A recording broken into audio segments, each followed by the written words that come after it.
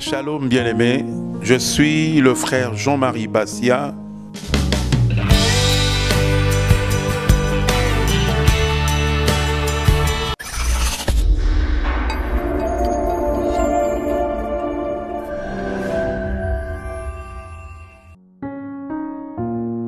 On va parler sur le royaume des cieux, mais nous allons traiter un point très important qui est le mystère du royaume des cieux. Dans le mystère du royaume des cieux, nous avons normalement 10 points, mais nous allons exploiter le premier point qui est très important, de savoir comment parle Dieu. Dieu parle tantôt d'une manière ou d'une autre. Souvent les gens n'y prennent point garde, comme dit Job 33, à partir du verset 14.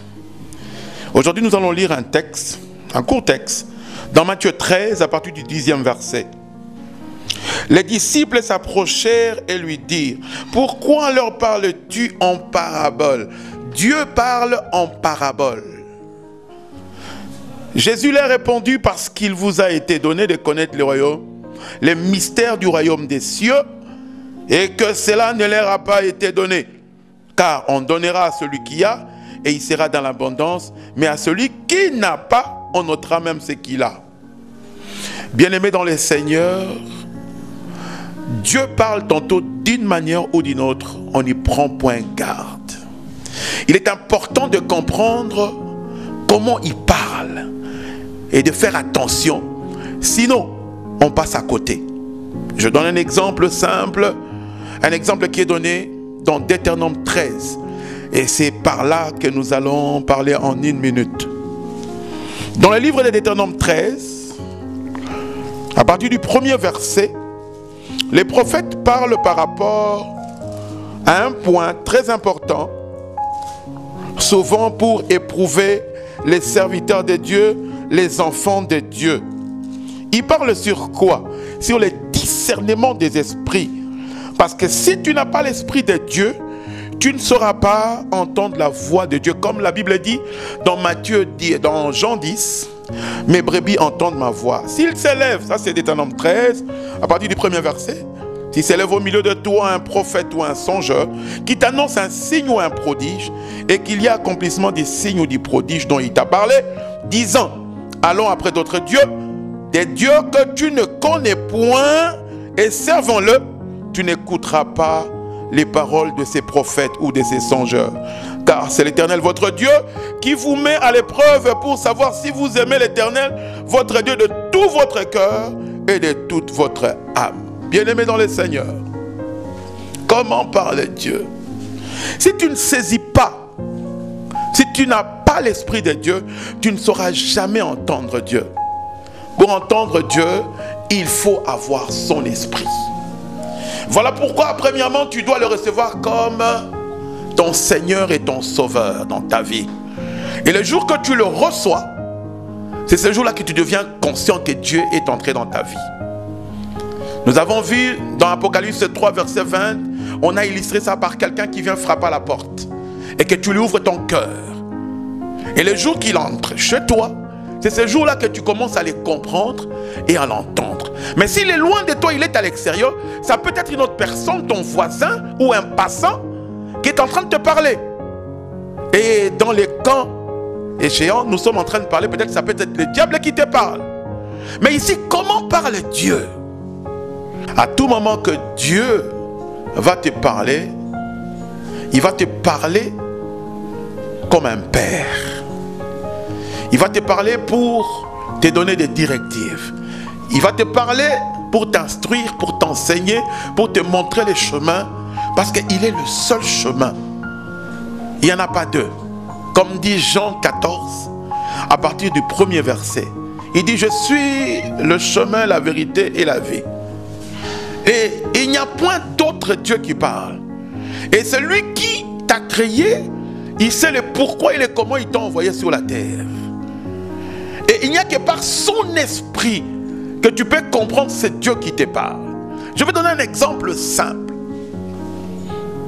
Aujourd'hui, nous avons dans Deutéronome 13, On est en train de nous dire, même si un songeur ou un prophète vient te parler pour te dire que Dieu m'a dit ceci pour toi, la première des choses, il faudrait savoir si c'est Dieu qui te parle.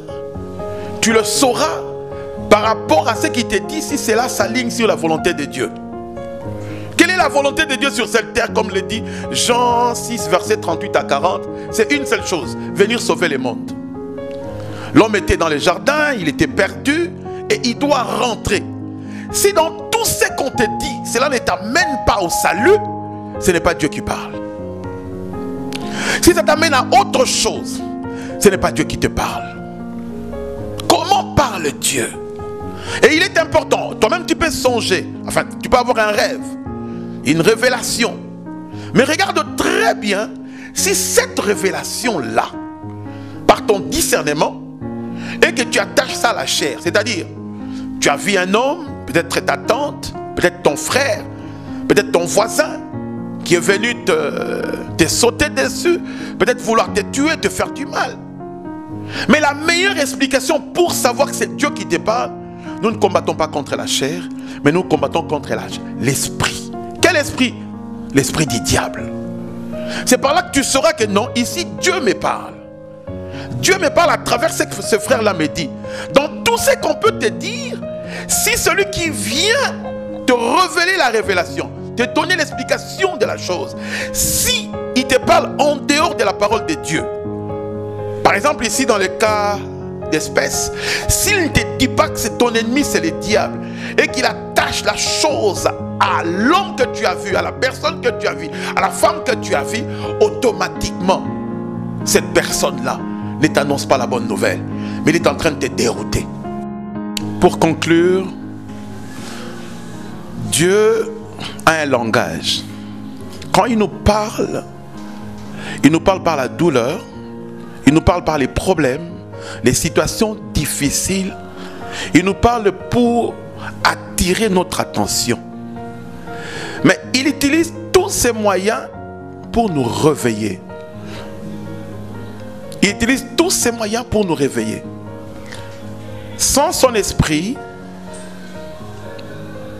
nous ne pouvons pas écouter Dieu. Pourquoi? Parce qu'il parle en parabole. Pourquoi? Parce qu'il parle par des voix cachées. Il est en train de parler de pain, mais il parle de son corps. Il parle du vin, mais il parle de son sang. Si tu n'as pas l'esprit de discernement, tu ne sauras pas comment parle Dieu. Voilà pourquoi dans le prochain enseignement, nous parlerons sur le discernement.